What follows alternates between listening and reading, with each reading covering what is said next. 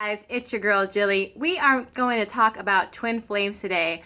Now, this is a subject that everybody's interested in. Everybody's like, oh my gosh, I can't wait to meet my twin flame, and all of that jazz. So, first and foremost, you guys know I'm all about uplifting and positivity, but I never ever want to get anyone's hopes up. I don't ever want to list things without giving you the potentials of the truth. Now, you'll read up on twin flames and you're going to read a lot of information and you're going to see a lot of different theories and information. But what I'm here to tell you here is, first and foremost, not everybody has a twin flame. Yes, I know that probably disappointed you guys, but I have to tell you the truth. Not everybody has a twin flame. Now, what is a twin flame? Some people refer to them as a mirror soul. Basically, what happens at the beginning of time, or eternity, I should say, a soul divided and split and entered two different bodies. That's why they call it a twin soul. But does every soul do this? No, not every soul does this. Because when we come to the earth plane, when we come into a physical body, we are all here to learn and ascend and grow and help each other to reach our higher selves. Now, not everybody is going to require the help or assistance of a twin flame in order to ascend. Sometimes we just need a soulmate to help us to get to our higher self. And there's nothing wrong with a soulmate. One thing I don't never understood is why people, all of a sudden when they hear about twin flames, they're so quick to discard and cast aside a soulmate. Like a soulmate's not good enough for them, that they have to be with their twin flame. But there is a possibility and there's a chance that you might not end up with the twin flame because you might not have one. So I do want to make sure I say that, and I'm sorry if this is discouraging. I never want to come off as discouraging. You guys know I'm all about uplifting and positivity, but I want to make sure I put it out there that not everybody has one. Now, what if you do have one? Well, how do you know you met your twin flame? Now, a lot of people, and I forgot to mention this in my 11/11 video, but one of the signs that you're going to be meeting your twin flame soon is you might start seeing 11/11. But you'll usually only start seeing 11/11 when you start feeling like you're not with the right person, or you're thinking you're not in the right relationship, or you're starting to feel lonely, or you're starting to wonder if you'll ever meet that perfect partner. When you start having thoughts that are pertaining to romance, then you might start seeing 11/11, and that's usually a sign that you're about to meet your twin flame. Now, when you meet your twin flame, it's this intense, amazing connection. Like you've known this person your whole entire life, yet you've never met them until that moment. It's like this intense connection and you both feel it. And the reason you both feel it is because you are one soul divided.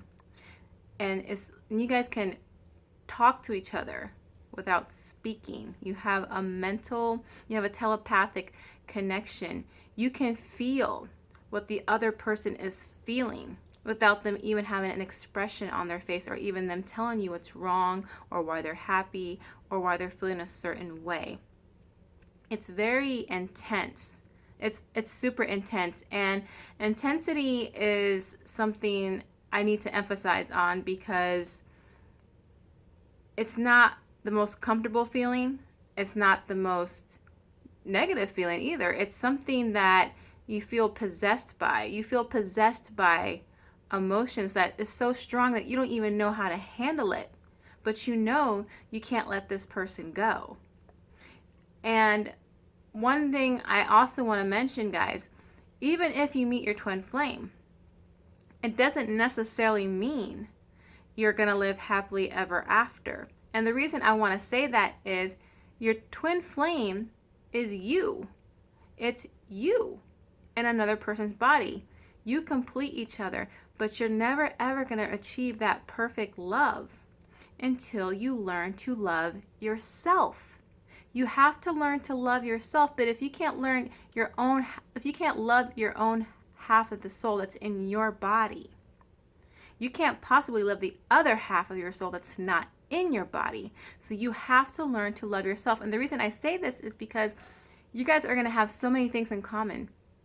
Maybe same taste in music, hobbies, beliefs. You're going to love all those positive traits that you guys share. But guess what? We all have negative traits. And sometimes we hate the fact that we're a certain way. We hate the fact that, for example, that we get hurt so easily, or we hate the fact that we have a short temper, or that we have trust issues. We have negative traits that we don't like about ourselves, and we don't quite love ourselves the way that we should. We should learn to love ourselves, flaws and all. And even if we have those negative traits, we have to learn to forgive ourselves and accept ourselves and still love us as a wholehearted person. So if you don't love yourself, you can't possibly take on the intense and even magical love that comes along with a twin flame. Now, I know some of you are expecting me to tell you the good stuff, and I'm going to get there, but I want to make sure you know about the obstacles once you get with your twin flame. Because when you're with them, you know you found somebody that's meant to complete you. But why do you need someone to complete you? Because this person, your twin flame, is meant to help you ascend to your higher self.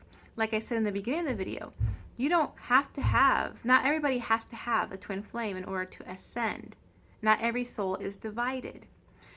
But once you get into that relationship and you decide you want to be together, there's usually a moment of trial.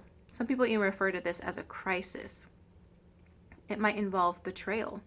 It might involve hurtful words or insults.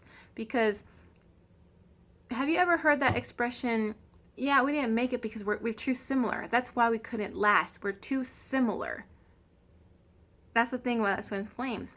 You're so similar that there's nothing to, you don't want to change each other. You want to change each other, but you don't want to change yourself. You know what I mean? Even though you're the same soul, technically. So there's usually that betrayal. And when I say betrayal, it doesn't necessarily mean infidelity. It could just mean a lie, or it could mean an insult, something hurtful. Because no one knows how to hurt you better than you. You know what it takes to hurt you. So when you hurt your twin flame, you are hurting yourself, and it's the biggest, most painful thing you can experience. But if you've learned to love yourself, this will not be an obstacle. And then you will have that intense connection, that partner that completes you, that magical love, that quality that you feel like you've been searching for your whole entire life.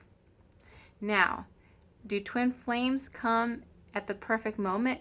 No, not necessarily. Not necessarily. A twin flame can come along when you've already been married to your soulmate and you've already had children, or you've just lost a loved one and you're just not in the mood for love at that time. They don't always come at a perfect time. So you have to keep that in mind. Or you have to understand that maybe you're not meant to be with your twin flame during this lifetime, but maybe the next. And when you do meet your twin flame, there is a chance that you won't be together for the rest of the lifetime. It could be you go separate ways because maybe that trial or that crisis that came in the relationship broke you guys. And trust me, when that breakup happens, it's going to be one of the most hardest things you ever had, because you lost a part of yourself. But that's part of your awakening. That's part of you needing to grow and ascend. I know that sounds harsh, but it's necessary. But there's always another lifetime. And I know that seems discouraging. It's not, because you're growing. You're growing as a spiritual being. You're spiritual. Now, a lot of people are awakening these days, guys. They're ascending, and they're doing it without a twin flame. They're doing it with soulmates, and they're growing because a lot more people are aware these days of the spiritual realm and our vibrations and our energy. A lot more people are realizing that law of attraction is real, that we have spirit guides, that we have angels, that we have heavenly guides is what I want to call them, because God, angels, spirit guides, ascended masters are always around us. The ascended masters are the ones that reach their optimal ascending. They've been through all the lifetimes that they've needed to go through in order to get to that moment. Buddha is a good example of an ascended master. Jesus Christ is a great example of an ascended master, someone who's really reached their perfect ascension. And Jesus Christ did not need a soulmate, even though some people say Mary Magdalene was his. But that's a whole different topic. I'm not trying to get there, but you know what I mean. Buddha didn't need a soulmate or a twin flame in order to ascend. So that's what I'm trying to tell you. Not everybody has a twin flame, but that doesn't mean you won't have a perfect love. It doesn't mean that you will not find that happy ending that you crave. You can find happiness with a soulmate. You can find happiness there. Just remember that. So I just wanted to bring this up. And next video I do on twin flames, I'm going to talk about the more positive qualities and how you can get your twin flame to grow, and how you can get that relationship that you've always wanted with your twin flame. Again, it's your girl Jilly. I hope I didn't depress anybody, because I never want to do that. But I thank you guys so much for stopping by. And if you like my work and you support my work, please make a donation to the Cash App tag below or my PayPal link. That's going to be all in the video details. Make sure to follow me on Instagram. I'm way more active on Instagram than I am on YouTube, guys. I'm way more active, and I will always respond to comments on Instagram. I don't respond to private messages because I've been, some people have tried to take advantage of my kindness, so now I have moderators who answer my private messages on Instagram. But as far as commenting on my posts, I always respond to those, and sometimes I'll do fun ask me a question on my stories. So hang out with me on Instagram. And again, I love you guys. Peace.